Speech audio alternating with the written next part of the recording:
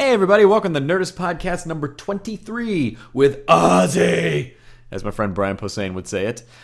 So before we get to that, I just want to tell you up top, the next Nerdist Podcast live at Largo in Los Angeles will be July 28th, right after Comic-Con. My special guest will be Fred Willard. That is going to be amazing, which apparently is a word I'm told I use a lot. But it really will be. So go to Nerdist.com. There'll be a banner there. You can click on it, buy your Fred Willard tickets, and come out to see that because the live shows have been amazing. And I use the word again. I'm not afraid. So here's a little background on the OZZY interview. A couple weeks ago, my buddy Ryan Vance, who works for a company called Revision 3, said, hey, how would you like to interview OZZY for Dig Dialogue? And I said, Osborne? And he said, yes. And I said, fuck yes! And there was kind of a weird pause while we both kind of soaked in my aggressive response. And I said, look, I would love to do this. Dig Dialogue, by the way, is an amazing video interview series that is co-produced by Revision 3 and Dig. So you should go there, by the way, and check out all the interviews they have because they're fantastic.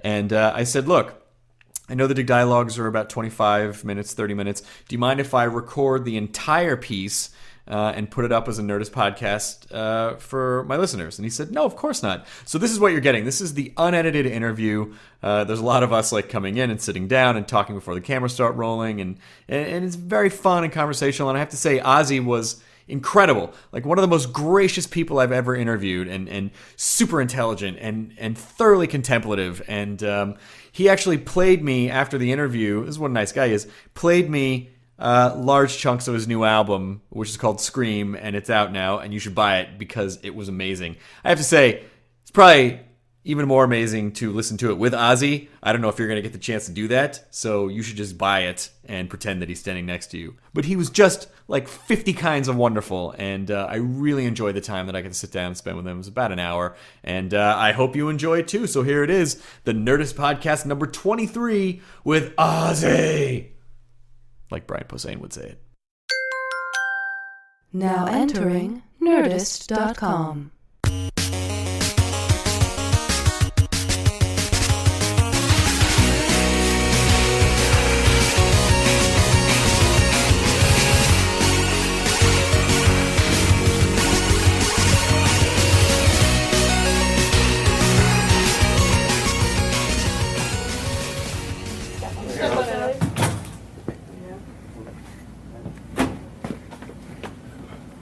Thanks for inviting us. That's Chris, OZZY. Hey man, Chris. Nice to meet you, Chris. Oh, Chris. Where do I sit here? I think we're gonna put you in this chair. Cool. Can I get you mic'd up? Oh, sorry. No, you're good. I'll run it right up under your shirt. Do you want this taken up because it's some sort of rustle? No, I'll put it up here. Okay. Yeah, I think it's fine. Can you run this up under your shirt? Yeah. Cool. Yeah, have a seat. How are you getting on with this? I got one. I can't even turn the fucking thing on. The iPad? All right, we can talk about it. We can talk about it a bit. I think it's the greatest thing I've ever owned. Well, my son said it's like unbelievable. I don't own a computer, a fucking cell phone. I got one of them for free, and I go, what the fuck's this all about?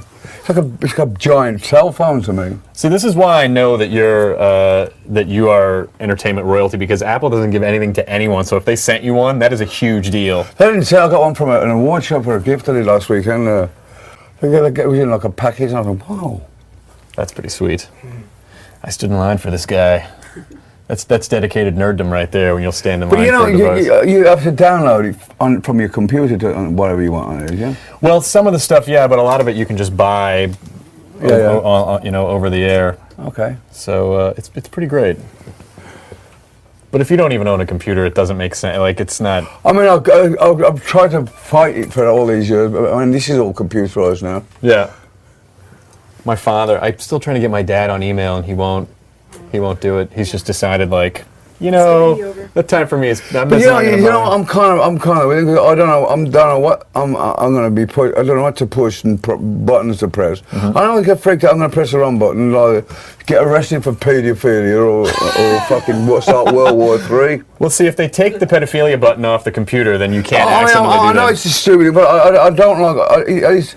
I come from the old team, you know. I mean, when we used to buy vinyl and things. When you don't get fucking discs anymore, I don't know what they're going to get now. It's all all down on a wire in a frame. They'll just beam it right into your head. Yeah. They're gonna have to. This is going to be antiquated in like 5 or 10 years. Somebody a long time ago said to me, what science fiction today is science fact tomorrow. I mean, when I got cassettes, VHS cassettes. Yeah. I got DVD. I don't play them anymore. It's just junk. I remember when somebody gave me a Walkman years ago. I thought, iPod. I thought, what the fuck's this thing? You know? Now I can't live without my. That's one thing I do use my iPod. Because we have a mutual friend in Rob Zombie. Oh yeah. And Rob has the most extensive collection of horror DVDs I've ever seen. I think he's got everyone that's ever been ever. Literally everyone, and now he's kind of like, well, fuck, what do I need these for? I mean, you can put it in a thing that's smaller than that. Yeah. We did the Ellen show the other week, and they gave us these little cameras. High definition. I mean, it's got 3 buttons. That's right up my alley. I still can't work the fucking thing. All right, I'm ready when you are. All right. We're rolling. We're rolling? Yeah, I'm going to take a sip of water. Have you got my new album, yeah? No, they didn't give it to me yet. I don't have it yet. Do you want to hear some of it after? Yes, I would love to. If I can get the machine working, I'll play it for I would absolutely love to. Can you ask Bob if I'm going to turn the CD on afterwards? How do I do it? Or you just Bob? Bob knows how to do it. I never ever thought I'd have my own recording studio. Oh, really? Oh, fuck. You don't really need this space anymore. We do most of the work, the guitar work, and then singing in here. We don't use a fucking booth. You don't have to anymore, huh? This Pro Tool is fucking ridiculous. Pro Tools is amazing. This is the deal. I mean, it costs a lot of money, but if you get a hit record out of it, it's Okay, I'm worth going to it. give a quick There's good things and bad things. The good thing is you can come down whenever you want. The bad thing is you got time on your hands, so you go, oh fuck it, I'll do it tomorrow. I'm going to go for a meal, you know. But if you got to lock in with a studio time and your money going out the door, you get it done quicker, you know. But I thought I've never had the luxury of time, which I don't know whether it's a good thing for me or not. Because I started my new record 18 months ago. Then I pulled out, went on tour with Slash, came back, wrote a book, came back, and it's sort of in and out. So it didn't really take 18 months. I think condensed down the time under 6 months. Is that about average? No, it's usually I suppose it is really with a rehearsal. I like to do it with my band, you know. I'll get a melody line with the band and I'll bring it into the studio. But we constructed the whole thing in the studio this time. Oh, that's fantastic. It is, but you know, when you're in a studio, you don't have to you just do it, you know. When you got to do it on stage, that's a problem because you ain't got enough air in your lungs to get through all the. Right.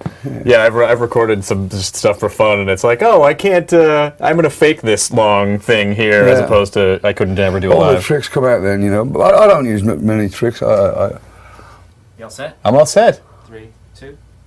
I'm Chris Hardwick. I'm special correspondent for Dig Dialogue here. I'm with the legendary Ozzy Osbourne. Hi. We're in your home studio, which is stunning to me. It's gorgeous. It's great. The wife always looks at me with her eyes. And She's looking out over you, watching you, making sure everything's okay.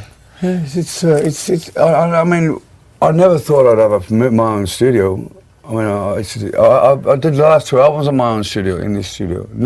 This is the first album in this studio, and the old house was where I did the last one, Black Rain. So even after you've been doing this so long, you still don't. It's still kind of weird to you to have your own space to record in your house. Well, you know, I mean, the technology, the way things are going nowadays, you got this will be obsolete in a couple of years, you know. Right. When I first had it built in, the guy goes, "Well, all you need to do is change this thing called a floppy disk." And I put a new one and it brings it up to date, but that's horse crap, you know. Well, yeah, and you know what's interesting is that, because I feel like a lot of people, I mean, this is a grander scale than most people, but technology has brought us to a place where people can work from their homes. You know, my son Jack was flying from America to England, and he comes in and he goes, "Dad, when I was on a plane today, I was playing on my laptop and I was getting these rhythms." I'm like, when he played it to me, I was like, it wasn't professionally done for a release, but he got things down on the computer. I'm like, wow, you know? Yeah, you can do that on iPhones now and iPads and all sorts of like mobile devices. In the future, I think that's what's going to happen. People are going to start exchanging ideas on the net, you know? Do you think it's weird that basically you don't, now you don't really have to be a musician to make music. Is that irritating to you? No. I mean, the whole thing has changed from when I started in 1968, which is like 1,000 lifetimes ago. It was like from then till now. We recorded the first Black Sabbath album on 2 4-track machines in 12 hours. Oh my God! And it still sells to this day. So that was a fluke, because after that we started to get more. We spent 3 weeks, 4 weeks, 4 months, a year. But it's the technologies. I mean, I never thought in my lifetime I would ever see the demise of records. You know, it's pretty weird. I mean, it's pretty weird. Do you think it's just the whole the way the music industry has changed? I mean, how have you seen it? There ain't that much of a music industry anymore. I mean, it's all computers now. You know, I mean, I don't know. I mean, I don't know what the answer is. I don't know what the future will bring. It's got to be some holograms or something that you can get your own rock show in your living room. You know. Do you think? Would you rather have started now, or are you happy that you started when you did? I would not have. I couldn't handle it now, because the young bands who sign up for record companies now have to give them the t-shirt money, the publishing, because you know they're a company that want to make money, so they don't sell as many records as they used to anymore, because there ain't that many. You know, you can buy CDs, I suppose you can buy a few vinyl, but the days of like Thriller are over. You know. Well, this is an excellent segue into basically this. I just want to tell you about how this Dig dialogue works. So Dig has compiled about 40 million users. And so they submitted questions that they wanted to ask you.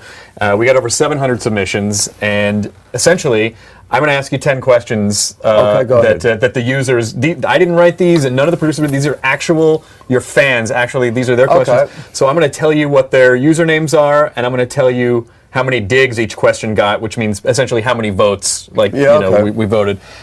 So. Let me start with the first question here, because I think this blends beautifully into what we were just saying. So this is submitted by Dig user Pronounce This with 216 digs.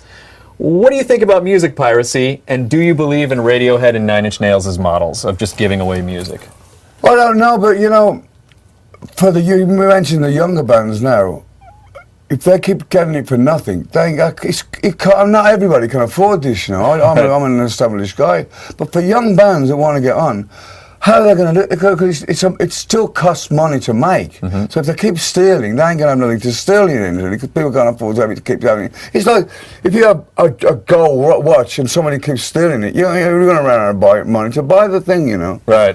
So it's just theft. I mean, we're all somewhat guilty of theft at some time in our life. Yeah. But on a thing, I mean, I have my own studios, I keep saying, and it didn't actually cost me money for a show out. But people who have to hire studios are not going to be able to afford to do it if they don't do something about it. But do you think some of that is offset by the fact that it's so cheap to make stuff now? Well, it's all depends what level you want to be. If you want to do a professional level, you got to get something like this. But you know, my experience is sometimes somebody will on a cassette machine and have a hit #1 record. It's whatever. It's pros and cons. Put some things for it and things against it. I don't know the answer. I mean, it doesn't sound like a good idea for people to keep stealing. Yeah. Well, you've seen it. You've seen a lot of changes in the last 40 years. So I think the first major revolution you probably saw was music videos. Mid to late 70s and then early 80s. So what was that like? I mean, I hated making video, because it's like you got a 3 or 4 minute song and you think the guy was making fucking World War IX or something, you know, some epic film. And it's like, I mean, when you hear people like Michael Jackson paying like millions making a video. Yeah, Thriller was $1 million, and at the time in the 80s it was like $1 million for a music video. It's like, is it? I mean, I did one video for a song on my No More Tears on Mum When I'm Coming Home, I think it was, and it was a big elaborate production. It was like all cosmic and people in the clouds and whatever. I just didn't like it, because the song what we wrote was a hometown, you know, my mum coming home. So the first one cost $350,000, which I thought was a complete con. And I said, give me $50,000, I'll get you another one. So I got the film crew, this Nirvana's Smells Like Teen Spirit, that kind of a vibe, just a camera and me running around the studio. And the MTV picked up both of them up, you know. But But I mean, how can you justify spending $1 million bloody on a video? You're just blowing your own trumpet, you know. Ego. Well, yeah, because I know a lot of artists spend that money, and it's like, well, you know you have to pay that back, right? Like absolutely. The label's not going to cover that. I mean, it's ridiculous. They spent $1 million. They didn't make the song any better. Because the song's the song. If you want to, people don't buy the record because you spent $1 million on a video. They buy it either because they like it. If they don't like it, they don't buy it. You know. Yeah. Do you think that? I mean, how do you see the sort of distribution channels now between radio and the internet? You know what? It changes so quickly. I don't keep my ear to the ground. I got staff that do that for me. I'm fortunate, you know. But I mean, now it's just it's a whole different ball game now. I'm doing more work now promoting and TV slots. And on Friday I broke a world record at the Dodgers Stadium. For this, my new album's called Scream, and they had to scream the people in the arena, the stadium, for 1 minute, and we're in the Guinness Book of Records there. That is pretty sweet. Yeah, but it's kind of what you have to do now, you know. Oh, yeah. I mean, I was having this conversation with the producers earlier that, you know, like there's so much media available, there's so many people, and there's so many channels, that it's almost like you have to be as theatrical as possible to stand out anymore. Well, it's like, you know, the only person I've seen come out of the woodwork lately, in these last years that's had an impression on me is that Lady Gaga. At least she put some panache back into the game, business. Yeah. So there was a period of time when I go, is he from the audience? Is he from the band? Is he from the crew? Which is which? Yeah. I mean, people laugh about the 80s and having the hair, the flossed hair. But at least you knew who was in a band. The singer had blonde flashes, the band had black dyed hair. Yeah, grunge killed that for a while. Oh yeah. But it's all the same thing. Modern music is the way if your parents don't like it, it's got to be a winner. Right. We're the people that made your parents like. Well, it's got to rebel against. Yeah, exactly. Sure. Exactly right. It's got to. It's funny to watch kids rebel against grunge. You're like, grunge is dumb. Now we want electronic dance music. Like, it's not really that rebellious. It's mind you, back in the day when we started smoking pot and all that, to get all that stuff, you had to go through a friend who knew a friend who knew a friend who knew a friend. Now, you walk down the road and buy it from a coffee shop down there. You know? Yeah, and they might legalize it in California. I don't think they will. Actually. You don't think it's going to happen? I don't think so, because they're already like getting down on it, because there's lines of cars. There's these medical marijuana shops, and people are getting They're shutting down. All right, so the next question was submitted by dig user Willie6, and this got 205 digs. As a pioneer of heavy metal music, what do you think of current heavy metal music? Well, I think the heavy metal brand is what kind of remains the music that other people don't understand. They always, 70s, 80s, 90s, the new millennium is nothing like what each other. 70s metal, 80s metal, completely different. It was like pop rock in the 80s. But now, I don't really listen to new stuff, because there ain't no new stuff for me. I've been doing it 42 years. So and I've got to watch it when I'm making my record, because if something gets in my head, inadvertently, it comes out in my music, you know. But it's kind of like music that people don't understand. Like, it's metal. Anybody with a singer, bass player, drummer, and a guitar player, it's metal. And it's not, you know. I've never got my head around that word, heavy metal. What's it mean? It's like 70s, 80s, 90s now. It's nothing like each other. So, but why is it called heavy metal? If it was like a grunge metal or acid metal or whatever, you know. Yeah. But it's like the word metal, I think it is attached to music that I don't understand. Well, so when you're by the way, I'm wearing a heavy metal shirt, but it's really nerdy. These are actually heavy metals on the periodic table of the elements. This is cobalt. That's molybdenum. No, I shouldn't. What do you listen to when you're just sitting around? Like, do you listen? I listen to old music. It takes me about 15, 20 years to get into the music what's around now, you know. I listened to the Beatles. That was the first thing that I really got my head into. The Beatles changed my life, you know. Did you ever hang out with them? I've met a couple of them, yeah, from McCartney and Ringo. I never met John or George. I'd love to have. I've never saw them play. And it was like when Lennon got murdered, I can remember what time of day I found out, where I was, what the situation was. It's like when Kennedy got assassinated. I remember I was coming home from Boy Scouts, 6 in the evening, and I got home and my house was all in money. It's one of them things when John Lennon got shot, I thought to myself, why, what the fuck did this guy ever do to anybody but make their life worth living? Yeah. I still can't get my head around that. Because I would love, when he came out of retirement, semi-retirement, and he put that Double Fantasy album out, I was like, great, they've got another chance of me seeing them. But I've seen McCartney, he's fucking awesome, McCartney, live. When you're watching his show, you go, how many fucking songs did this guy write? How many hits? Everyone's a winner, If you just wrote one Beatles song that... I mean, the Beatles, it's signed. In 10 years, I went from being a pop band to like a future band, like a Pink Floyd kind of thing. Yeah. But better, I mean, is that just not? Do you think? Because sometimes I don't think there will ever be another Beatles. That's what I was thinking. Never ever to have because everything's after them was new. Mm-hmm. He was trying to be new, but it was off the Beatles, and I can hear the Beatles in a lot of different things as time goes on. Their whole approach to music was great, and the lyrics never necessarily meant any story, but it kind of did in a weird way, Lennon's lyrics and the Lennon and McCartney thing was brilliant. But Lennon was, I think he was kind of a bully, though. Like, I don't know. As I'm going through my life, I'm listening and finding new things out of it because I realise how many hit pop songs McCartney had his head into. Lennon was a cynic. It's like that thing what McCartney says when he does interviews. He goes, "It's getting better all the time. It couldn't get much worse." Yeah. That's perfect for that's perfect. And I love Lennon too, but when I say he was a bully, I heard something where someone asked him, do you think Ringo Starr is the best drummer in the world? And he said, I don't think he's the best drummer. He's not even the best drummer in the Beatles. When they came to America, and I go, what do you call your haircut? He goes, Bill. Sir Whit was phenomenal. Yeah, he was amazing. I've never seen... You gotta go and see McCartney. You gotta go. It's just fucking incredible when you see. He does things from the past to now, and it's great. They were the reason why I became me. Oh, really? Yeah. Do you see their influence in your work? I tell you what they got me. They always had great melody lines. Now, if I could sing about fucking, have you seen the little piggies? It was all great.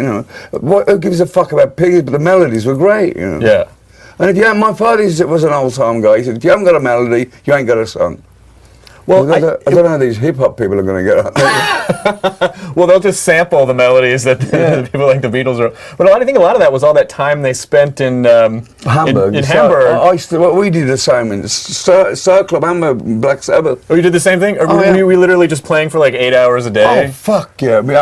You get up and you do alternates. You go, you're on first, then there's another band, and you do that all day until the following morning. Oh my God! Believe it or not, was the best fucking training a band could have because you invent shit to get. When you play, one's 45-minute spot was a guitar solo, 145%, and you just learn your craft. So are you writing stuff on? Are you kind of improvising, writing stuff on set? It was an education for us because when you go and do it, as Ringo says, when you got nothing, you got to buy it. When you get everything, you get everything for free. Yeah. We had nothing to live. The thing is, we had everything to gain and nothing to lose. So we had nothing anyway. So it was. When we first came to the US, it was like the biggest thing that ever happened to us in our lives. Is it weird when you become that successful because then you can kind of do whatever you want? Is it scary to have that kind of freedom? Yeah, well, you go through the ego bit, you buy the car, you get posing around with your cigars and your whatever, and your jewelry shit on, I haven't hit that yet. But I'm on my way. But it's like the trappings of success, the drugs and the groupies and the whole deal. You sample it all, but then you get real again, Does it really? Because I think for a lot of people who've never experienced that, when they hear someone say, the groupies, that just gets boring. It really does it really get... there's only so many orifices you can mess around with, then you go, oh, just get the fuck out of here. Right. A third question was submitted by dig user Shawnee B. This got 182 digs. And What does that mean, gigs? a dig means basically it's an online way of saying that someone liked something. So how many people make one gig? A dig. Well, this question, 182 people dug this question, and so that was one of the top 10. Okay. So that's what that means basically. So he wrote this. So I didn't write this. This is a silly thing to say to you, but you've done some crazy shit. Period. Just in case you forgot. What's your biggest regret, and what crazy shit are you happy you've done? Well, we all have regrets. I can't change any of the things I've done, but you move on. I don't go, my God, I did that in 1973. You've got to move on. It's part. I mean, it's like I heard somebody once say, when you come to the crossroads, whatever road you take, you got to live with the good and the bad, and whatever comes out with it. You know. So my road's been full of surprises, shall we say? I mean, when I die, I suppose that people remember me biting the head of a bat or something. You know. But it's nothing to say how many people I've entertained and how everything's gone in my whole life, you know. Well, I think people do have an understanding of that. I think they probably just take those isolated incidents as sort of shortcuts. Did Robin Hood really rob the rich to feed the poor? Did all these was Al Capone? Well, why do we always want to remember the bad people, the bad things that people did? You know, like Hitler, like Stalin. Yeah. My ex-wife. She was part of the Axis of Evil? Kinda. Oh, that's good. Well, I think it's I mean, I remember I was in school when that happened, and all the kids had the OZZY, like they wrote it. It's like, I mean, rock and roll is a business. If your parents hate it, you're gonna get, you know, with a band that made what parents love to hate, you know. Yeah. And when it was like, remember when they just stick a record, if it was bad language or anything on the record that was you needed a sticker, people only bought the stickered album, you know. Right. They didn't want to buy the one without the sticker. I was like, please sticker my catalogue. So what do you think is so just the second part of this guy's question, what's something really crazy that you did that you're really happy you did? Live. That's good. That's good. That's a good one. That is a good one. What do you attribute that to? Luck. I mean, by all means, I should be dead long ago. I mean, my wife's been she gave me that they call tough love. Mm-hmm. Like one time I was coming, I was in a hotel with her, and I felt really ill from doing too much of whatever. And I said, Sharon, I think I'm dying. She goes, well, die quietly. I've got to get up at 9 o'clock. I'm like, ooh. So you think if someone's kind of going through that, then it's really important for them to have someone to kind of look out for them? No, I mean, I don't know what the answer is. I was just lucky to have somebody that did. But I mean, me alone in my head didn't do a very good job, you know. I mean, I've been in that rehab. But you know what makes me smile somewhat? When I hear people go to like rehabs and they go, oh, it didn't work. You know, the answer is it wasn't the rehab that didn't work. You didn't take the suggestions I gave you for real. You know? I've been sober for a long time, and I like almost 7 years. I mean, not to make this about me, but I'm just relating to what you're saying. And a lot of people think that when they quit, like, oh, that should solve all your problems, but it's not, because you drank in the first place to medicate the problems you had. Absolutely. I mean, it'll sprout from that to sex, from sex to food, from food to gambling, shopping, whatever it is, obsessive compulsion. I mean, I'm drunk for around 7. I don't know. I don't count. I just don't drink today. You know. Yeah. It's like we're raw, you know. We're raw people that are trying to get through the day, you know. I think a lot of it has to do with just trying to distract yourself from your own thoughts, you know. My head is like a landmine, you know. You go. But you look great now, and you feel good in general. Well, that's good. I gotta make sure you're all right. I care about you. I don't know you that well, but I care about you. The next question was submitted by dig user. This looks like Bo Neal 428 with 135 digs.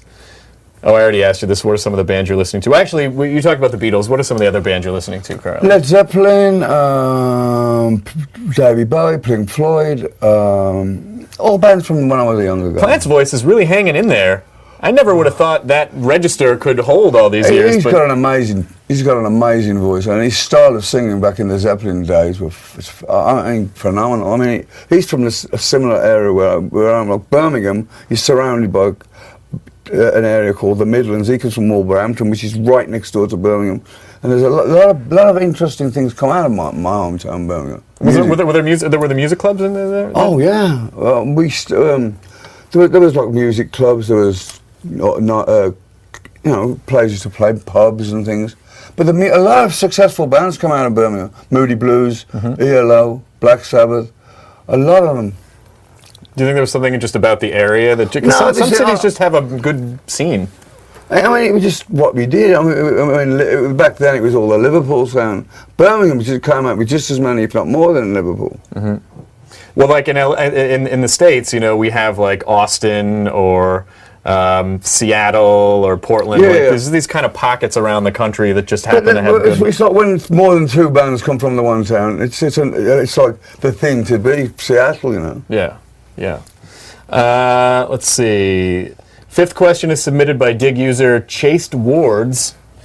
This had 125 digs. And he says, what is the real story behind Iron Man?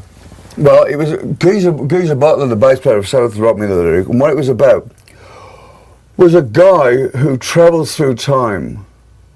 And he goes to the future and he sees the demise of mankind. On the way back to the present time, he goes through this macabre thing and he gets turned to iron. And he gets so frustrated trying to warn the mankind about his impending doom that he ends up losing it and he starts killing everybody himself. Do you like comic books? Because that's a real that's a comic book story. It's kind of Geezer. I didn't write the lyrics. Geezer Butler wrote the lyrics. Oh, okay. Do you like? It's also very Doctor Who-y. Do you watch Doctor Who? Oh yeah. You do? Yeah. I like the old ones rather than the new one. Oh yeah. The hulkiness. Yeah, the Tom Baker episodes with the scarf and the with the egg boxes and things. Basically, they're literally, if this room were black, it could be a Doctor Who planet from the 70s, and I could come in a rubber mask. That old TARDIS must stink now. You never seen him with a broom. Traveling through time forever. Through the farthest reaches of the universe, they never once have I ever seen the TARDIS get hosed out. Why do I go to the crap around there? Doctor, I'll be back in 5 minutes. I've got a terrible gut. We're not sure the Time Lords actually go to the bathroom. I'm sure some delightful user out there would let us know, though. The sixth question is from dig user Sean Wan AO. It's got 124 digs. And he writes, if you are the Prince of Darkness, then who is the king? King of Darkness? Who's the King of Darkness? I wouldn't know. I'm hoping for the job eventually. So you think if whoever the current king is dies, then you're next in line? I'm next in line, yeah. Probably a cosmic father of mine or something. Literally something like that. All right. The next question is dig user Palencia. This had 118 digs. And he or she wants to know, is it true that you and Bill Ward took LSD every day for 6 months? Yep. Okay. And how was that period of your life?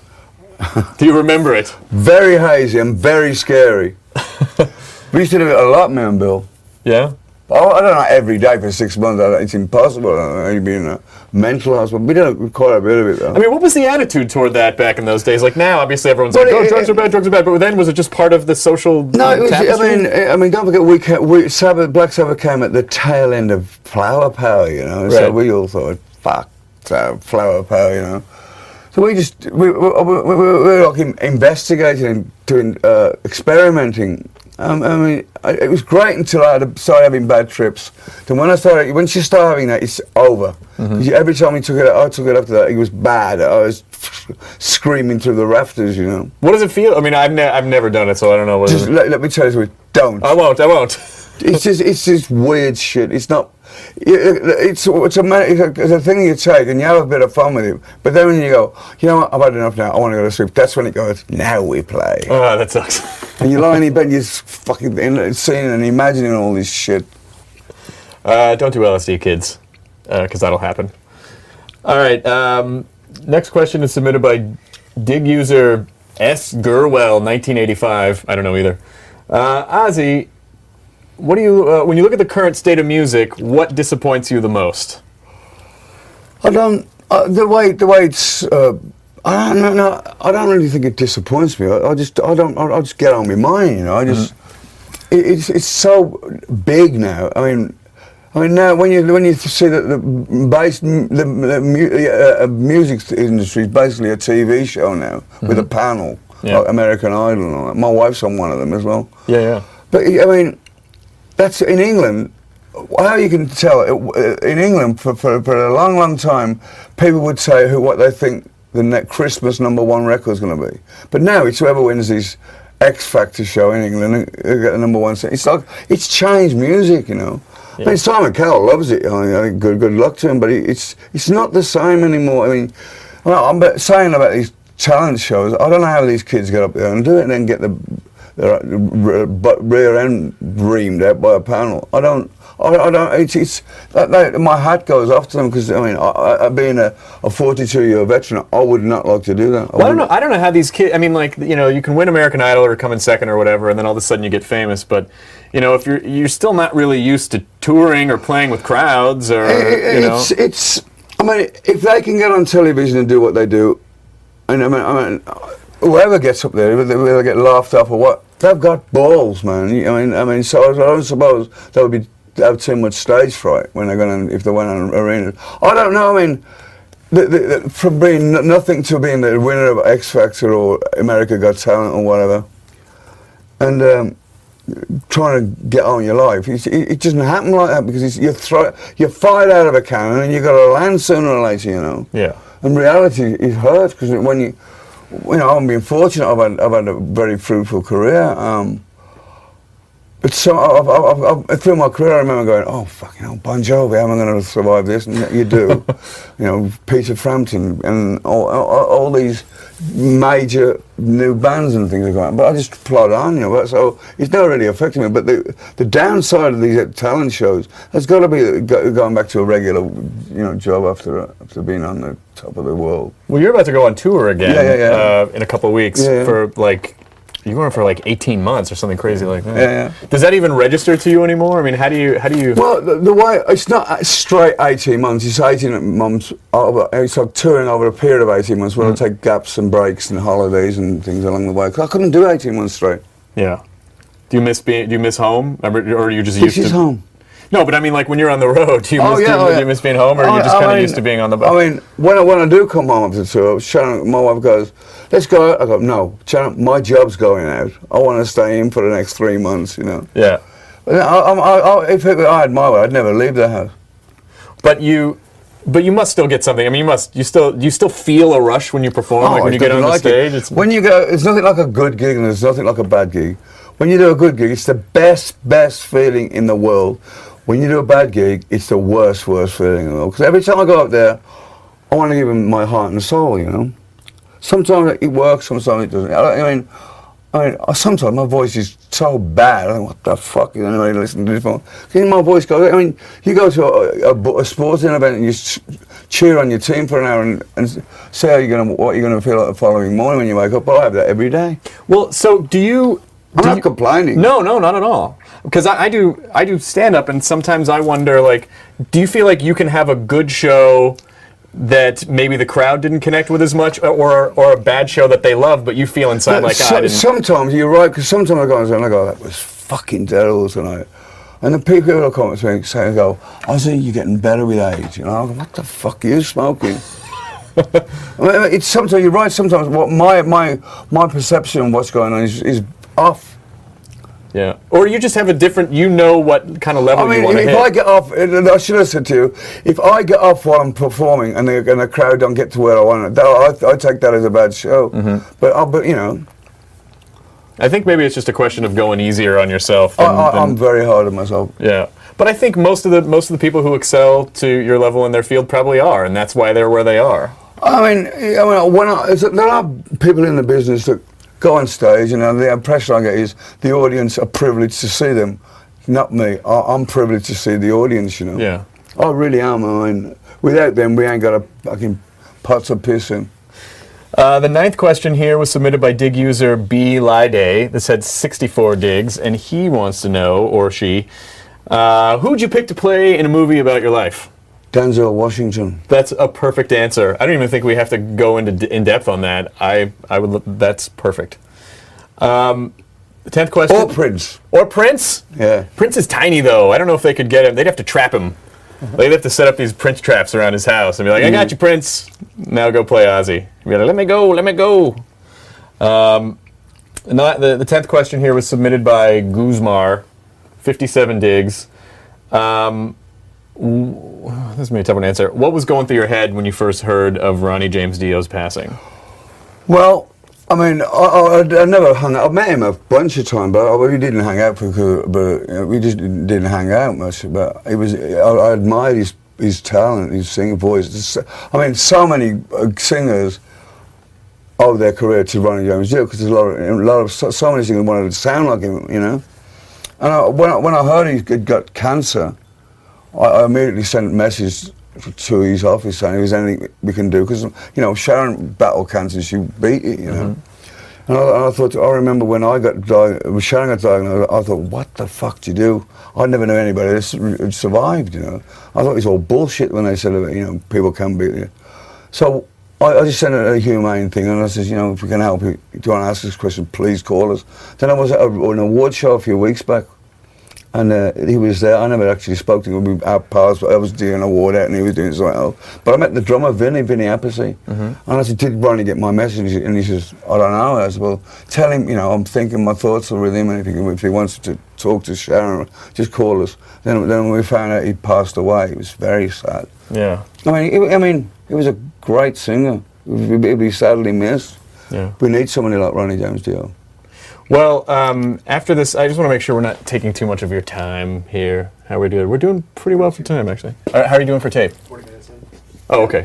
We are? Okay. So I don't want to take up too much of your time, but I just have a couple of quick questions that I want to know, which is, what's your process? Like, what's your songwriting process? Can you sit down and write, or do you just have to get struck by lightning? Sometimes I get struck by lightning. Sometimes I get like, most of my best songs have come out of nowhere. Like, for instance, the song Paranoid was a filler track for the album, which is going to be called War Pigs, hence the guys on the album sleeve with the pink leotards and the, I don't know, fucking. And then we wrote, Roger, I remember Roger Brown, the producer, saying, just bang anything out for 3 minutes. And out of the blue came Paranoid. It's one of the greatest songs I've ever had a part to write with, you know. Yeah. And then other time, I mean, you, as much as you sit down and you structure music, out of nowhere, like a meteorite will hit you, and it's like, wow, what, you know, and they're gifts, I call them. Yeah. I mean, on the title track for the No More Tears album, No More Tears came right at the very end when we were in pre-production. We've been working on the album for 6 long months. I mean, sometimes you walk in and write one straight away, and then other times you don't. You can't. You think you've got writer's block, you know. But now, since I don't drink, I used to think that alcohol and drugs were the fuel for my creativity. Oh, I had that. I was afraid of that too. And so I thought, how the fuck can I go to a club gig? You know, I said to a friend of mine who I speak to about my problem all the time, my sponsor. I said, how can I go to a fucking bar now with a Perrier ones? And he goes, you don't have to go to a bar for anything. You can drink Perrier water in the fucking street, you know. But that's the way my head was think. Yeah. When I used to be out there, I used to think everybody who drank, and it's not true, you know. Everybody around me at that time, for them years, drank, because that's all the only people I want to be around, you know. Yeah. But, you know, it's a gift that we have. I'm not an educated man by any means. I'm dyslexic. I'm attention deficit disorder. But I know when there's a good melody flying around, you know. Yeah. But having this is good and it's bad. The good thing is you can come down whenever you want and until you procrastinate. Oh, because it's right there. You're like, I'll get to it. I'll get to it. Tomorrow I've got to go to the movie with Sharon. But I can't stand being in this box forever and a day. I have to get out and about, you know. But I was lucky enough to get my producer, Kevin Shurko, who just lived in this room and got a lot of the sounds. I want that to be more heavier. Okay, I'll come back in an hour, and then it'd be labouring over the machine. So if you were to attribute one thing to the longevity that you've had, what would it be? I don't know what this. I mean, I don't know. I suppose it's luck. I mean, because I used to go drinking with John Bonham from Led Zeppelin, he died and I never. And we didn't go, oh, well, he had 1 pint more than me. Right. I mean, it doesn't work that way, you know. I mean, people die it's only because we're in the public eye that you hear about us dying, you know. But people must die every day of them choking on their vomit or taking one too many drinks or pills or whatever. Mm-hmm. I mean, the rehabs are not filled with celebrities. Right. You know, everyday walk of life. And it's the same problem which we all have. The only difference is with us and them. I suppose when they would try to pull up to work slow, you can go home. But if we turn up loaded, they go, it's going to be good enough. I don't know another job. I wonder if that was a part of why I wanted to do the job that I was chose anyway. Well, maybe it was tied. The same thing with comedy. Like comedy, you do stand-up comedies in a bar. Do you know some of the most depressing people I've ever met is comics? Do you like comedy? I love comedy. My whole thing is comedy. I don't take myself seriously it was my survival mechanism. If you can make somebody laugh, they ain't going to beat the shit out of you. You know? Yeah, that's what I had to do in school because I got stuffed in trash cans for being a nerdy kid. So I had to try to be I was the crazy class clown. Anything to get the kids on my side and steal, beg, borrow, pull phase at the teacher when he turned me back, throw shit at the teacher. You know. Do you see a lot of crossover between rock stars and comedians? Because I feel like every comedian wants to be a rock star, and every rock star wants to be a comedian. It's not comedians and rock stars in Los Angeles. It's medical stuff. Oh, okay. You got a platinum disc for changing your face or something. You know. And everyone's turning into these kind of weird robot-y looking people at the plastic. I remember a few years back, Sharon and I were waiting for our car to come up from the Valley Park car park. And as it came up from behind us, all these women turned around at the same time. It's like, fucking hell, they all had the same face. These weird Twilight Zone plastic cat faces. You expected the music. Do not adjust your TV set. I mean, fucking hell, Joan Rivers as well. Have you seen her now? She has try not to, but yeah, I've seen her. She has no expression. That was very funny. No, she just kind of has these slits in her eyes and then her face. But I'm not even sure if she eats through her mouth anymore. Too bad at all, Joan. But I don't think she can eat with her mouth anymore. I think they have to like shove hams in her arms or something. I don't know how she does it. I don't know how she does. My mom goes, Joan Rivers looks amazing, and I'm like, for a 70-something-year-old woman, she looks pretty good. Mind you, though, I bet I wouldn't like to. You know what I'm thinking. I know what you're thinking. Don't think that I haven't been like, could I? No, I could never do that. That would be I would have to drink now. No. Snort now. I think I would rather go back to drinking than fuck Joan Rivers. I'm just saying. And if Joan Rivers, you're watching this, I apologize, but I would rather drink again than to. I'd like to go drinking now. I'd probably fuck him. And then you'd be like, oh no! Give me the knife! I better call my sponsor. This did not go well. All right. Thank you so much for joining us today. You were delightful. It's such a pleasure and an honor to interview you. If you want to get Ozzy's new album, it's called Scream. It's coming out June 22nd. He's actually going to play it for. He's going to play it for me in a second, and I'm sort of shitting my pants about that, so I got to go. But if you want to rewatch this or any of the other 19 shows that Dig Dialogue has done so far, you're going to want to go to digdialogue.com. The entire archive is there. Also, I'm going to put an extended audio version of the interview on my website, nerdist.com, for the Nerdist podcast, which is my audio show. There's extra stuff there that you won't see here, but you'll hear it with your ears. So thanks again for watching, and we'll see you next time. Now leaving Nerdist.com.